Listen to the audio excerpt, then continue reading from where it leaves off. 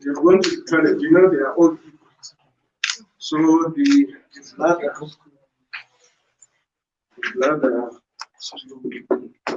pressure is low.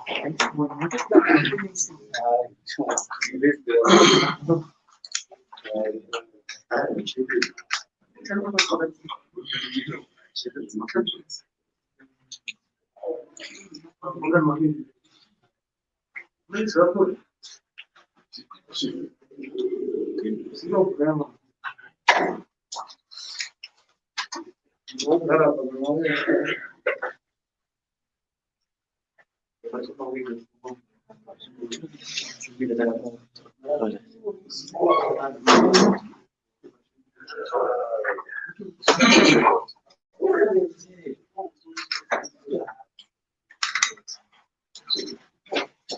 Yeah, good afternoon, ladies and gentlemen, comrades and friends, and from the media. Without wasting much of the time, you know you are very busy. I'm just here to introduce Mr. Ethan Makuela from the War Veterans, Zimbabwe War Veterans. I think you will say more about the organization coming from.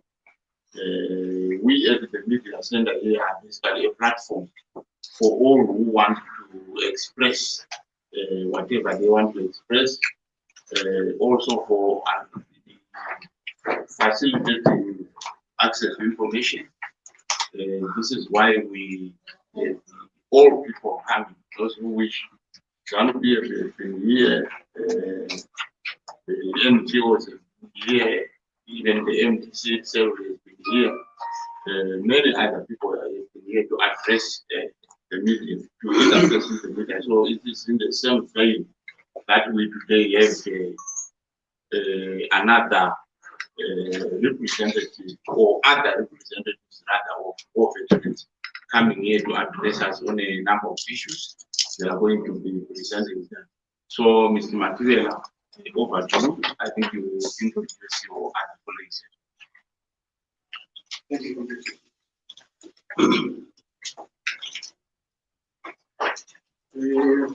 I'd like to take this opportunity to thank the media fraternity for coming to assist us in issues that concern Zimbabwe as a whole. I have colleagues here, Comrade Fandafa,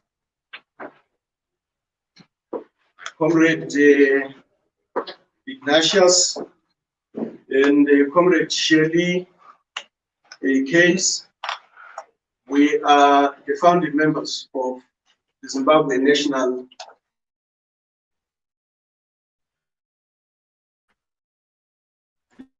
Liberation War Veterans Association to share some of our concerns. And we are here representing plus minus 30,000 living veterans of the liberation struggle and those that have departed. We prepared a communique, and allow me to go through the communique, and then I will give my colleagues also opportunity to highlight some of the issues which we would like to share with the nation at large and beyond. Please, I ask you, the media, to work with us without a bias, because the issues we want to raise are of the national concern. Let me go straight to the community. Comrades and friends and foes, ladies and gentlemen, members of the media fraternity, I sit before you today representing plus minus 30,000 living liberation veterans of the struggle. The veterans are seriously in desperate need of better life as their welfare continues to take a toll for the West. Contrary to a popular belief that after independence, we would come home to hand and milk, 95% of veterans of the liberation struggle continue to wallow in abject poverty 40 years post the independence. There seems to be no hope for the better in sight. Comrades in their large numbers have reverted back to their rural homes because there is no life or future in urban settlements, as they cannot just afford to survive above the poverty dotted line. It is catastrophic. Many of us die not because of advanced age, but we cannot afford access to health care. The majority of us do not even have titled homes, let alone access to basic necessities such as water and electricity. Our challenges as veterans are no way insurmountable if we apply our minds properly. We need to change the paradigm and get out of our comfort zone. We have put much of our faith and trust in the system that continue to sideline our basic aspirations. By the look of it, it points out to the reality that indeed we are on our own. The sooner we wake up and smell the coffee, the better for our bright future and that of our future generation. Veterans came up with a noble idea to register an association that would in turn be used as a vehicle for empowering comrades in addressing their welfare. From its inception, there was much hope, and as it promised to offer light at the end of the tunnel. We later realized that the tunnel was from an advancing trade. The association performed and continues to perform very badly because of its leadership, which upon election, they abandoned their mandate to provide lasting solutions to the welfare of the veterans.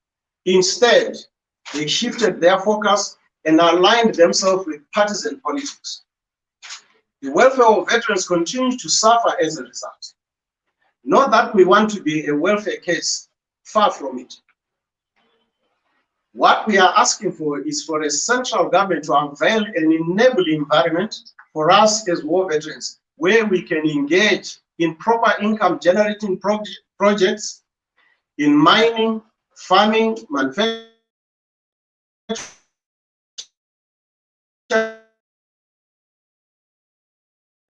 so doing, the veterans will partner international as improving their welfare, being and that of their offspring eternally.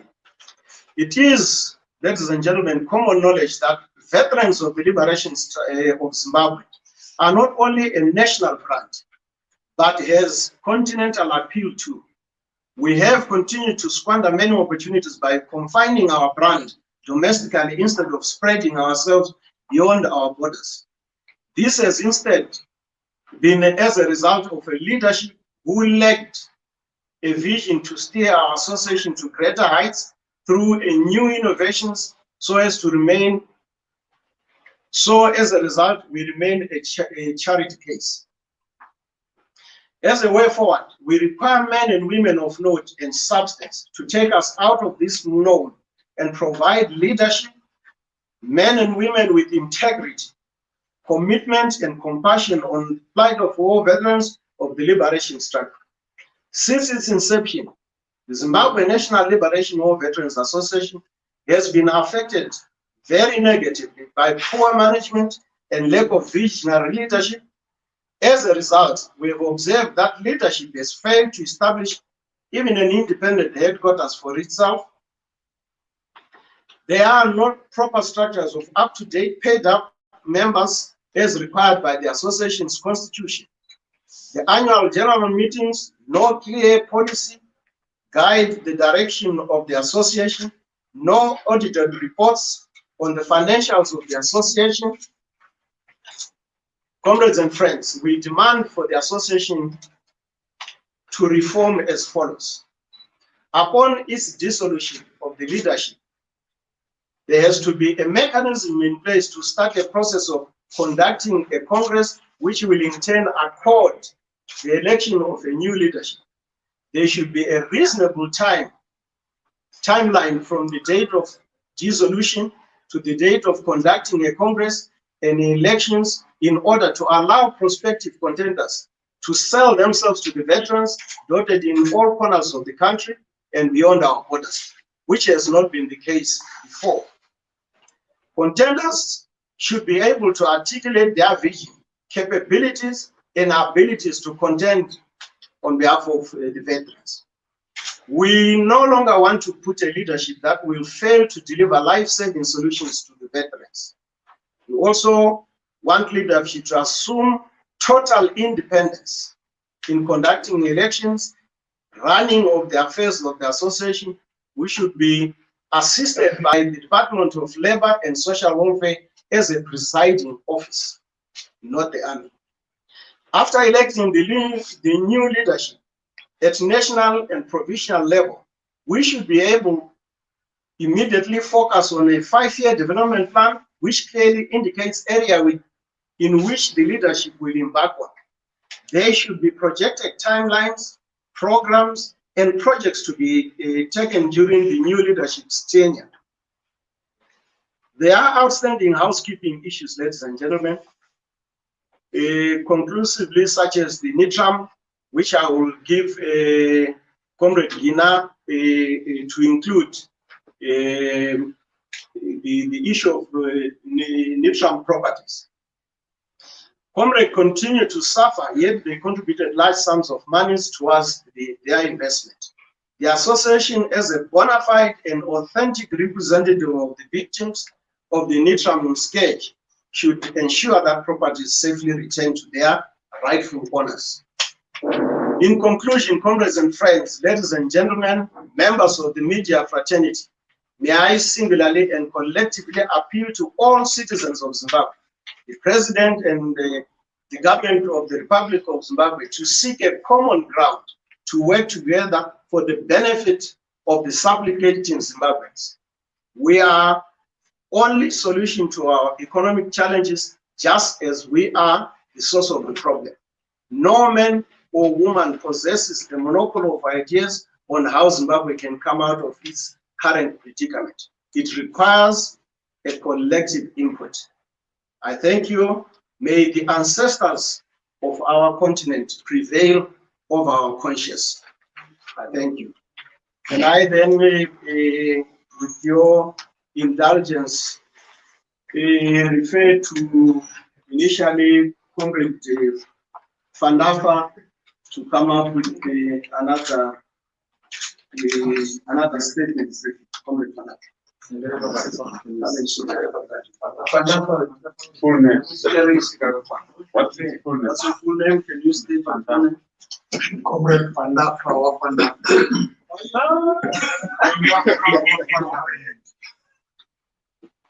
Thank you, Comrade Chimba. Thank you very much, members of the meeting. My contribution to this would be the issue of conferment of hero status to war veterans. We as war veterans demand that all the war veterans, anyone who crossed the border into Mozambique, Zambia, or any other neighboring countries during the war and was trained and came back to Zimbabwe to fight for the freedom of this country, should be honored with the status of a national hero. We hear of people being given hero statuses like a provincial district, but really, during the war, we never really fought in line of provinces or districts. Some of the people actually confer the hero status to us never really joined the armed struggle. Most of them were really out there and they don't even understand what we went through as freedom fighters. So as freedom fighters, we ask and we demand that all the war veterans who became part of the liberation struggle be conferred with the national hero status. I thank you, comrade. Thank you. Comrade Ina, your full name?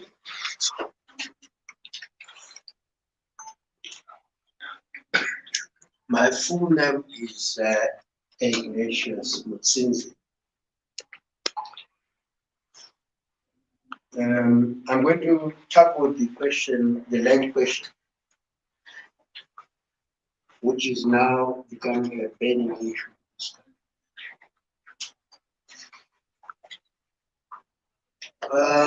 We are wondering as what war veterans as to why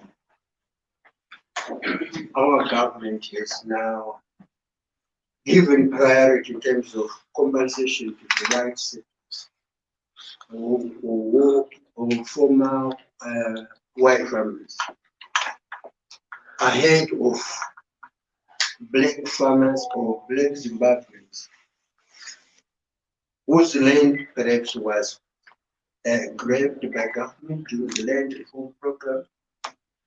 But instead of compensating those black farmers, government is now considering compensating the white former farmers ahead of us. So we wonder as to what the justification is. What is the justification for government to consider compensating whites who in the first place grabbed the land from us, from our ancestors? The whites also stole livestock from our ancestors many years ago. Those who have read history should know about it. Government has never considered compensation of those whose livestock was grabbed by the former colonial settlers. It's a burning issue. Perhaps somehow a solution can be found, but we are, as war veterans, we are very disappointed. We went to war to fight the former the settlers for just that reason, for the land, so that the land is given back to us. But now government is considering inviting those to come back and get the land. So we are also puzzled. The question of productivity has been an issue that government is using for this justification in giving back the land to the whites. But the question is, how can a farmer be productive if he has not been given something to use? For instance, they are talking of a 99-year lease. A 99-year lease. You cannot go to the bank and say, I'm going to 99-year lease. Please give me money so that I become productive on my land.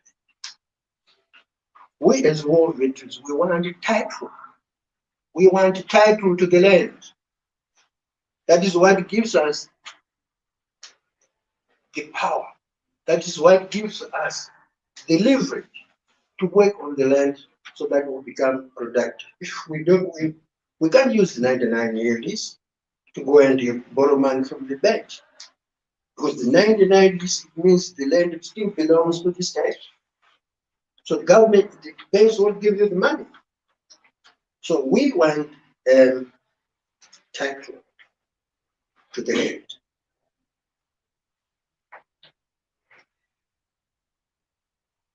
I've been talking about the question of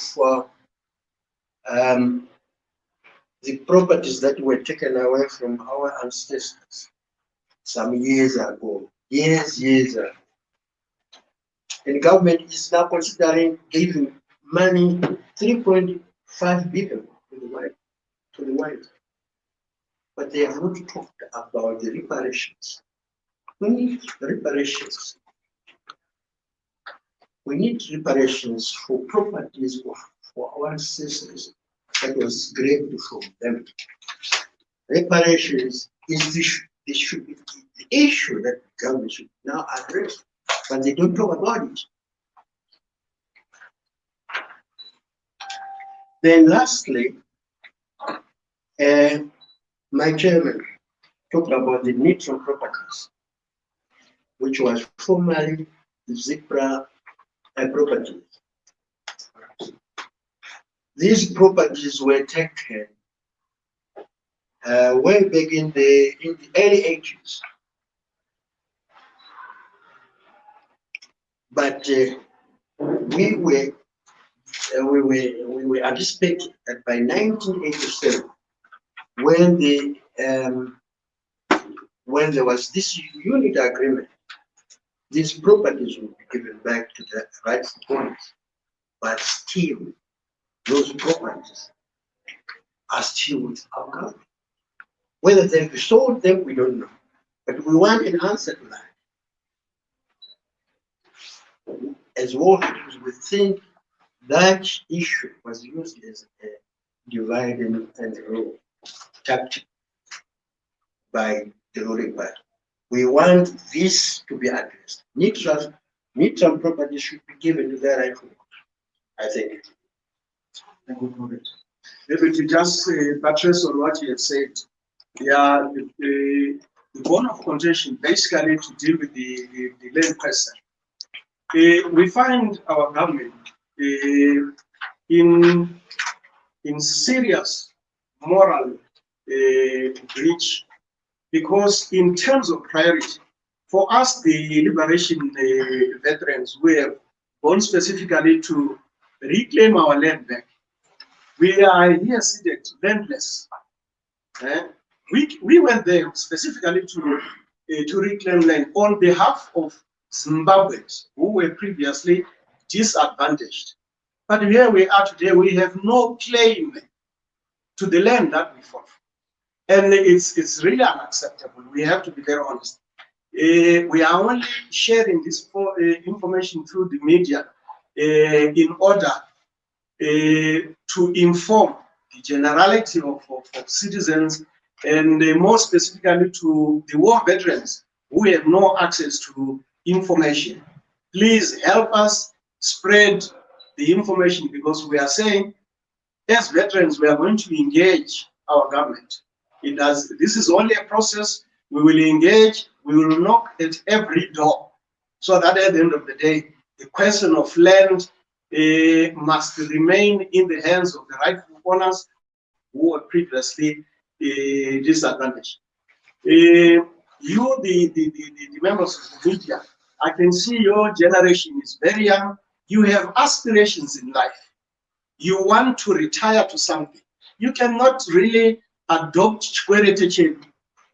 That's not why we fought for this country. We fought for this country so that at some point in time, I can go to my village with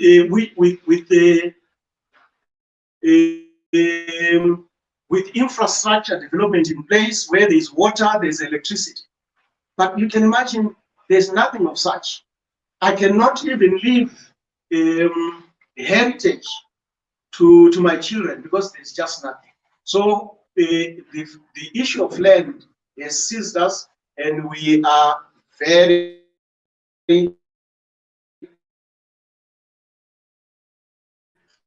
disappointed, who don't deserve it in so far as we are concerned. The Nitram, as Comrade Ginai said, it also really smacks hypocrisy on the part of our government, because we had thought that that should have been a priority. We had agreed during the unit agreement in 1987. They were then going to take it as a priority and say, okay, because we fought side by side. We were not really fighting as a Zipra or Zanla. We fought for a common cause. So now, why should we continue to be punished? Those properties, we demand that they return They are not Icebridge Werete. We contributed monies, a lot of monies, and we are calculating right now the value of those properties. They are amounting to 3.9 billion US dollars, not the local currency. 3.9 US dollars, billion US dollars. And we feel that we are still poor, yet we have invested our resources. Can you imagine a 60 to 70-year-old veteran who has been relegated to a village with 12 children, and all he has to his name is just a legacy of being a war veteran? It's not very fair. I think that is my submission. I would probably allow the media, if ever they want to have more questions, they can. Yes. Okay, my name is Richard like spoke about solution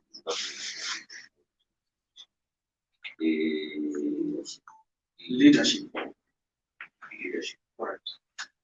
Are you declaring today that it has been declared, or you are asking them it has been dissolved, or you are asking them to dissolve themselves? We are not asking them to dissolve themselves. Obviously, they have taken long to do that because they are enjoying the status quo. We have approached because the association has been registered in terms of the laws of Zimbabwe through the Ministry of Labor and Social Welfare. That's where it was registered formally. So we have had a meeting. We invited the Minister of Labor and Social Welfare, Professor Mabima, whom we sent and requested that he dissolves that. He went and then had a caucus with the standing leadership, and according to what we were told, he said that Comrade Matematanda was going to write him a letter asking for the dissolution. But look, who is feeling the heat? It's us, the Generality of War Veterans. Comrade Matematanda is on the hot seat. You cannot ask someone to move out of the seat because he's comfortable.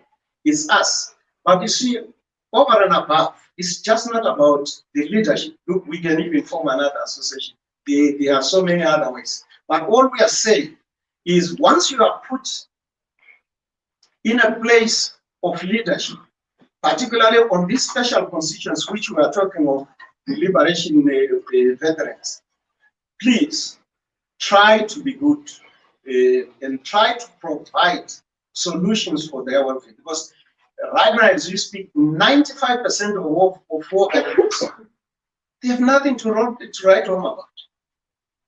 So we have simply demanded, we are being very simple about it, but we have other ways. After this stage, we have other ways which we think we can apply in order to effect the interim leadership.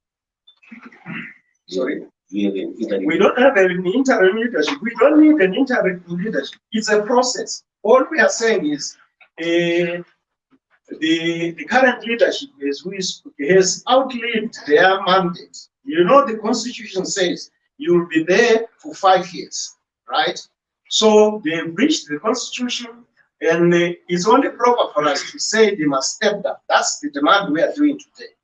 If they are simple enough, they will just also step down, and then a Congress.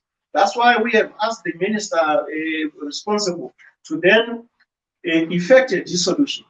Thereafter, a Congress is in place, which then in turn will then elect new leadership. It's purely administrative, but the elephant in the room is about the new leadership, which now must craft a life-saving plan, which is going to serve the Generality of War Veterans. That's where our issue is centered. Okay, maybe we'll just take a number of questions. Chief, then 3, and maybe 4. Okay, thank you. My name is Leopold Mnende. I'm with newzimbabwe.com. My question is in regards with the land issue. Have you spoken to President Emerson Mnangagwa ever since this agreement, and also ever since it was announced that they are considering giving back land to white farmers? And what has been his response? And what does this mean to your colleagues who died during the liberation struggle? Thank you. I think I said we are equally amazed. We haven't spoken. But in my statement, I said we are equally amazed as to why that the government is not that way. We are actually disappointed. I think I highlight. We haven't spoken to you. As war veterans, we are very disappointed. We think they may change tact. I don't know. We haven't spoken. To address on that, I think it's not necessarily to say what has the president said or what he has not said.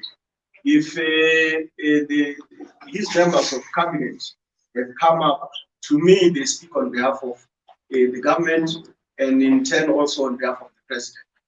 It is us, the other stakeholders, who we then stand our ground and say, morally, it's unacceptable.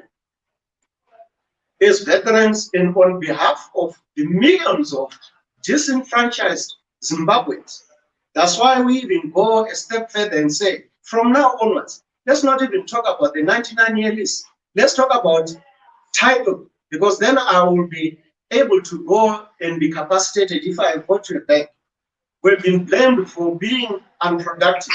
How do you produce when you are not capacitated? We don't even want government's money. All we are saying is create an enabling environment. Can you imagine what is circulating in Zimbabwe in terms of dollars and cents? People's private hands, they have more than 100 billion US dollars, but it's not really going in the formal economy. It's in the hands of the people who find themselves driving Rolls Royces, Lamborghinis, and all that. And we are saying we are in a fair society. It is not. That's not what we fought for. We are not really asking for stipends or handouts. All we are saying, we want to create an enabling environment. Contrary to a popular belief, because we have always been perceived as uneducated and people who always want entitlement. We are not seeking for entitlement. No, no, thank you. You can give your money. All we want is give us licenses to mine. We know where to do. We know how to deal structure. That's the simplest thing. And I can tell you, if you give us these opportunities, every one of you will benefit in the process. Okay. Okay. My name is Taban Mlamboche. I want to ask you about, since from the inception of the association of veterans, you have been talking about the reforms to us, but you never mentioned the independence of those since you were regarded as an extension of ZANU-PF, the ruling party. You were campaigning for ruling party. So what's your take? Can you include that in your reforms so that you are independent and each and every member is going to support his or her own party? Thank you, comrade. You will realize that from this community, we mentioned that from now onwards, we want to operate independently. But I should hasten to also point out that as an institution, correct, the Constitution really says we are independent. But unfortunately, most of the time when we elected our leaders, we find themselves driving us to a partisan politics. We find that ourselves like, in all honesty, it's not all of us who are inclined to partisan politics, let alone the ruling party. Not that I don't like ZANU-PF, but all we are saying is when we constituted this association, it was specifically for the welfare of the veterans. And that has not been done. Moving forward from now, I only pray that when we put a proper veterans leadership, we will divorce ourselves from focusing more on partisan politics. We will deal with issues that has to do with the welfare of war veterans. I hope I've answered that. Thank you, Mr. My question is based on two issues: productivity and then the land question, the process, and you also maybe let me start by saying it's like you rope people together and you fail to share the spoils. Then when you are failing to share the spoils, or someone tries to hide the spoils, you can't get the people to have it. You members of the war veterans, together with Zambia, you are well aware that the land reform was chaotic. You have asked me a question whether you agree or not. If it was chaotic, you went on to rob those farms from even those people we are talking about.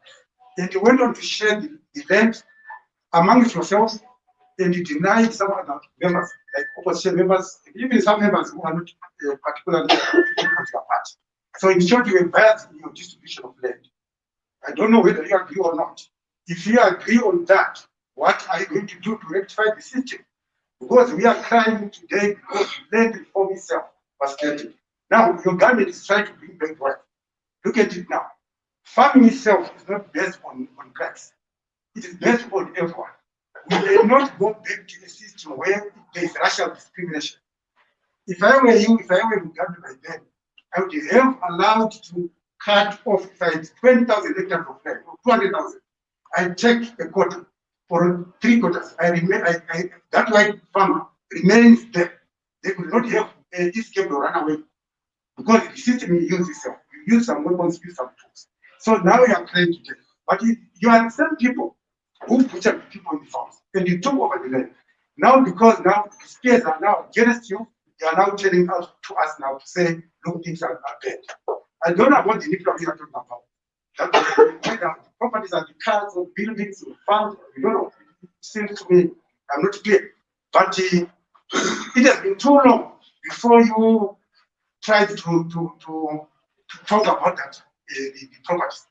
Maybe perhaps you are afraid of Mugabe, and perhaps you are afraid of the current system. You are not really happy. Why do you need it today? What capacity you want that to take you? And are you sure you are going to retrieve the property? We are not sure. So the issue of productivity, are you satisfied yourself that there is productivity in the farms?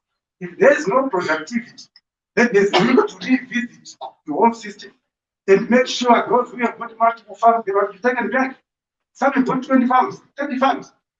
Type of great government farm does she have? You see, it's not producing anything. We cannot take few farms from the people from taking farms. But you're right, comrade. I'm sure I can see where you are going. Whilst you were winding, I think I was getting a little bit confused. But I will try to zero in on a few fundamentals. You are blaming us that we went and grabbed the land. Let me put it across to you today and now, and I hope that would be the last move we hear about the land grab. It was necessary. You remember during the Lancaster, there was an agreement that the British were going to compensate the white farmers as we then take over our land. You asked the issue of whether or not it was chaotic. To me, it was administrative, right? It had nothing to do with us as war veterans. Comrade Ghana Watsama, when things are not really going your way, you apply anyway. But I can tell you that the purpose was not necessarily to grab and keep it to ourselves and to be non-productive. That was far from it. As war veterans, as we are here, I've also given you free information that it's not that we were grabbing on behalf of ZANU-PF or whatever. It just came at an opportune time that it was now time that we allocate ourselves the land that we fought for. And it was not private war veterans alone. The initiative was taken by war veterans. You were entitled to also in Jabanja the way you wanted.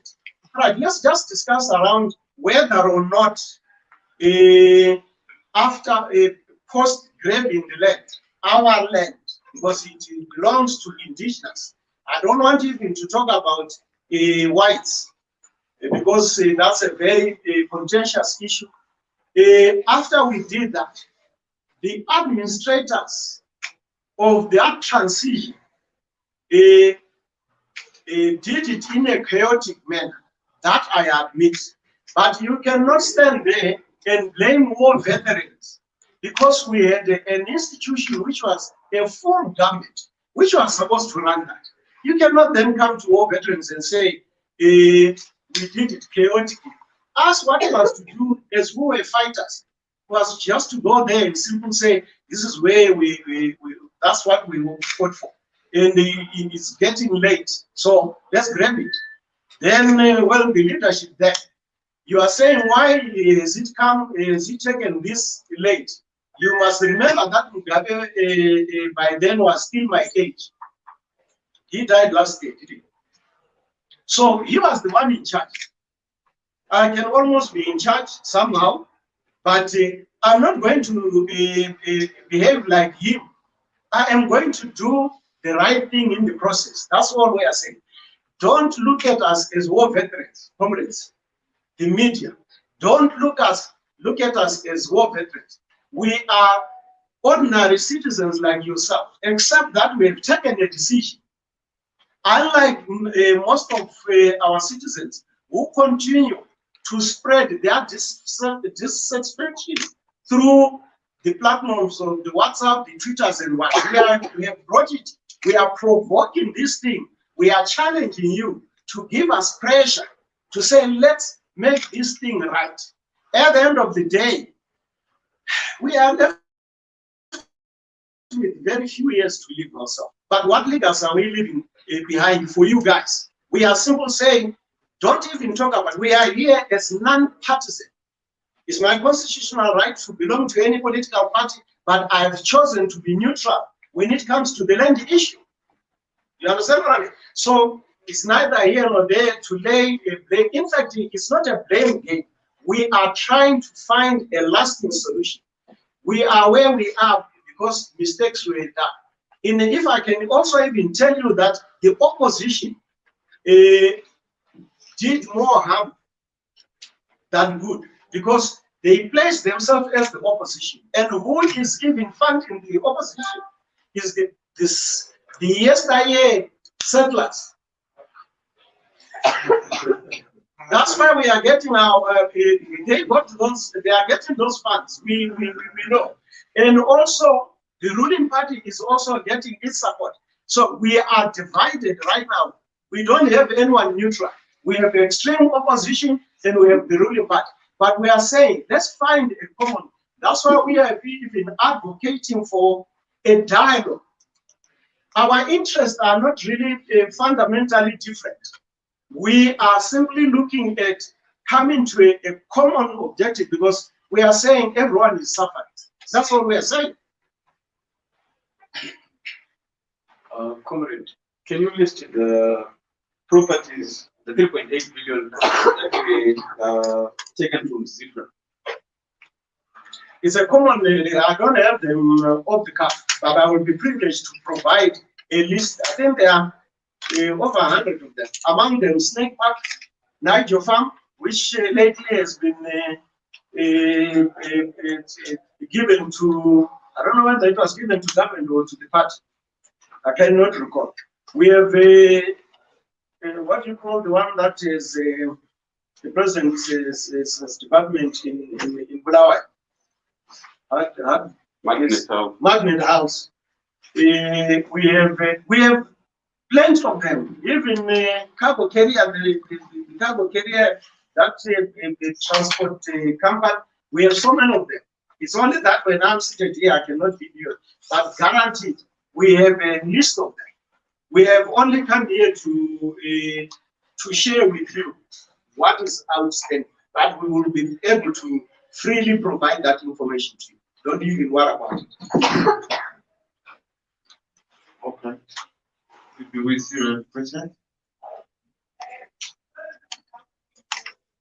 Yeah, it seems You've exhausted. exhausted question. Guys, thank you so much for coming. So thank you, ladies and gentlemen, for coming. We have the communities. They are still photocopying it, but you